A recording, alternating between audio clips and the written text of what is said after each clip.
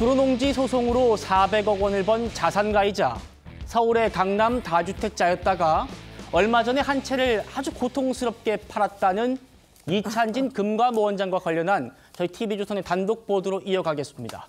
저희 취재팀이 이찬진 원장이 보유한 부동산, 특히 이 땅과 상가를 전수조사해 봤거든요. 그랬더니 공통점이 있었습니다. 그게 뭐냐? 바로 모두 법원 경매를 통해서 사들였다는 겁니다. 자, 지금 여러분 보고 계시는 이 곳이요. 이찬진 원장이 소유하고 있는 서울 봉천동 땅입니다. 202제곱미터 정도 되는 땅인데 저희가 가봤더니 여러분 보시고 있는 이 그림, 도로입니다, 도로. 도로가 이찬진 원장 땅이에요. 이 도로 2009년에 이찬진 원장의 부인이 법원 경매를 통해서 9,200만 원에 샀대요. 그런데 여기가 아파트 단지로 재개발될 곳이라고 합니다. 이곳이 재개발되면, 이 도로가 재개발이 되면은 토지 보상금으로 최대 24억 원까지 받을 수 있답니다. 9천만 원 투자해서 24억까지 받을 수 있다. 그런데 부동산 잘 아시는 분들은 이런 물음을 제기하실 겁니다. 아니, 도로인데 왜 이렇게 많이 받느냐고요. 그 도로가요, 일반 도로가 아니었습니다. 지목이 대지로 돼 있는 도로입니다. 서울전 변호사님. 네.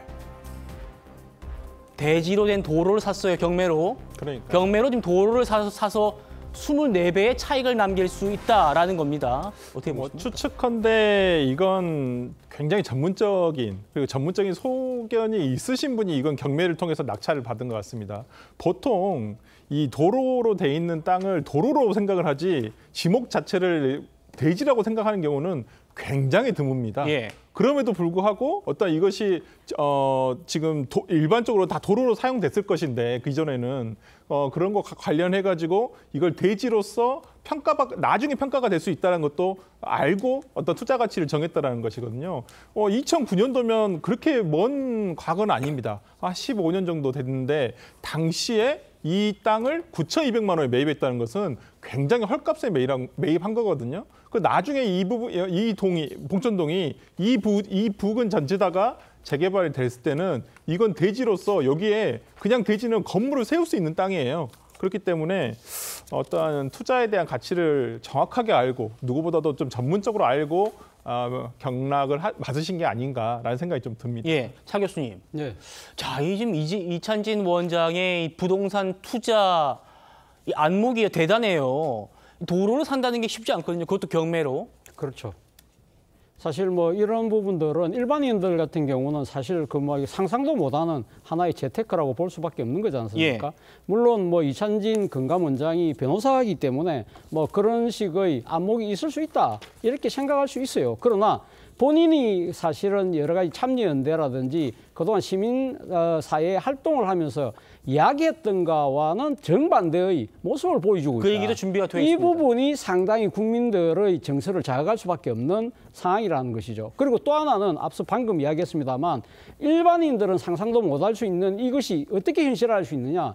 소위 자신이 갖고 있는 법기술을 활용을 해서 자신의 그러니까 재산을 늘리는데 그것이 따지고 보면 투자를 넘어서 투기에 가까운 그런 행위를 보였다는 부분도 국민들 입장에서는 상당히 화가 날 대목이 아닐까라는 생각이 들고 또 오늘 뭐 여기서는 지금 아직까지 언급을 하지 않았습니다만 이찬진 금감원장이 과거 소송을 통해서 한 번의 소송을 통해서 400억의 구로농지 소송이었습니다. 예, 그렇죠. 400억의 보상금을 그렇죠. 그걸 얻었기 때문에 소위 말해서 있는 사람이 더하다라는 또 이런 국민적인 감정을 자극할 가능성이 있고 그리고 또 하나 부분은 결국은 그럼에도 불구하고 저 자리에 있는 이유가 결국 대통령과의 사법 연수원 동기 또 이 변호사라는 인연 때문에 아니냐. 네. 그런 식으로 이어질 경우에는요. 이찬진 금감원장을 둘러싼 이 논란 자체가 상당한 아마 파장을 낳을 가능성이 있다는 생각이 듭니다. 예. 말씀하신 대로 야당에서는 구로농지 소송으로 싹쓸이 수임 조항 덕분에 400억을 벌어가지고 그 돈으로 지금 강남의 다주택자 되고 강남에 도로 이렇게 해서 경매로 사고 지금 보실 상가도 산 것 아니냐라는 의혹을 제기하고 있습니다. 이 원장 갖고 있는 상가도 보겠습니다. 서울 금호동에, 다 서울에 있어요. 서울 금호동에 아파트 상가가 있고 서울 중구에 오피스텔 상가가 있고 이렇게 상가가 두 채입니다. 이 역시 모두 경매로 매입을 했습니다. 자, 이 오피스텔 상가는 벌써 지금 산 것보다 매입가보다 3배 올랐다고 하고요. 여기를 좀 봐야 될 것 같아요. 다른 한 곳, 이 금호동 아파트 상가는 또 재개발 논의가 있는 곳이랍니다. 나는 싫다. 그러니까 아파트를 달라 이렇게 할 수 있어요. 조정할 수 있어요. 월세 한 205선으로 알고 있어요. 대신이잖아요. 1층이고 하니까. 성침 부장님, 예, 서울 사시잖아요. 예. 지금 이 아파트 상가도요. 여기 재개발된다는 거예요. 그러면 이 상가는 아파트 2채를 받을 수 있답니다. 아파트 2채를 받을 수 있는 분양권이 나오는 상가인데 이것도 경매로 샀다는 겁니다. 1억 5천만 원 샀고. 이 정도면 정말 부동산 투자의 신이라고 불러도 될 정도 아닙니까?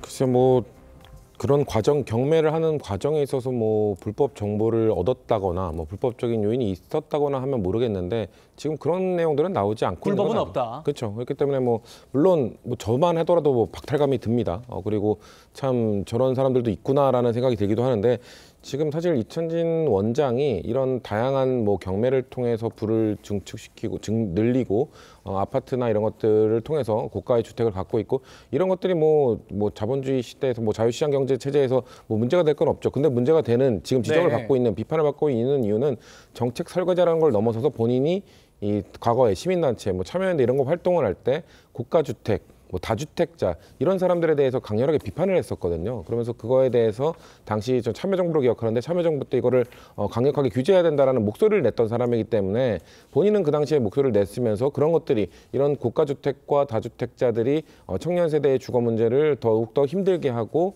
박탈감을 준다라고 주장했던 사람이 막상 본인이 이 부를 축적하자 다양한 그 다주택자가 되고 다양한 투자를 한다는 것 이런 것들 때문에 좀 비판을 받고 있는 부분이거든요.